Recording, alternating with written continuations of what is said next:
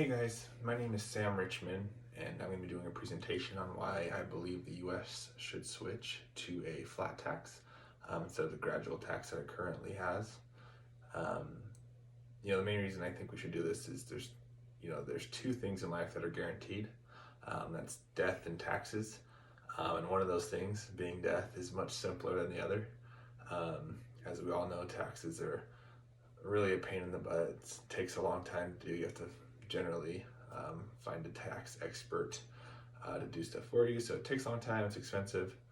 The crazy thing is the current tax code, um, full of different laws and regulations, is about 60,000 pages long, which obviously not any normal citizen is going to know, even 0.5% of what's in that 60,000 page document.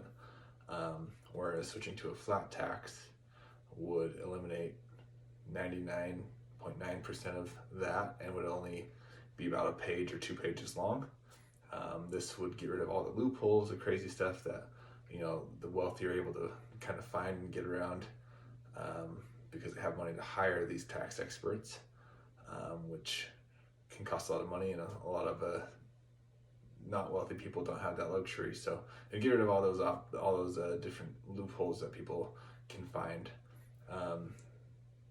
The other thing is it's just a fairness thing, right? The top 1% of the earners in the country pay about 40% of all income tax, whereas the bottom 90% pay only about 30% of the taxes. So that top 1% is paying way more than even the bottom 90% of all earners. So while yes, they're making a lot more money, they're also paying a lot more in taxes. So this way, it would even things out quite a bit. People will argue that the guy making $1 million should pay more percentage-wise than the guy making, say, $50,000. I disagree with that. I think the guy making $1 million, though he would keep more money, right? If he was paying, say, 18% in taxes, he would keep around $800,000, $820,000 of his $1 million he earned, whereas the guy making $50,000 would pay about $9,000 in taxes and keep about $41,000, which, at $41,000, there's a lot of big decisions that you have to weigh against each other. Can we buy a new car this year? Can we put a down payment on a house? A lot of things that the guy that has $820,000 won't have to worry about. There's a reason he's making that much money, right? I think the guy making $820,000 is employing multiple people at $50,000 a year, which they're able to provide a living for themselves and their families. I think if we just continually tax the rich individuals, obviously we've seen it, they're going to leave, pull their companies out, as well as it just really takes any incentive away from people that want to pursue that and want to be wealthy. If you start making really good money and then they start taking 60-70% of what you're making, there's no point in making a ton of money, which is going to decentivize people. Companies aren't going to be around that could be otherwise. So I just think that's really a big problem with this kind of mindset we have of just continually tax more and more on these wealthier people. Just spread it out, make it even. Everyone pays their fair share, and I think it'd be better off that way. The other thing is, right, we have proof of this working. Multiple countries do this, but a country I decided to look at was Estonia. They enacted initially a 26% tax, flat tax, which over the years they got down to 20% now. And what's crazy is they were able to join the European Union from 2001 to 2007. They had a growth rate of 9% each year, which is well above any normal average. Their unemployment dropped from 12% all the way down to 4.5% in just 5 years.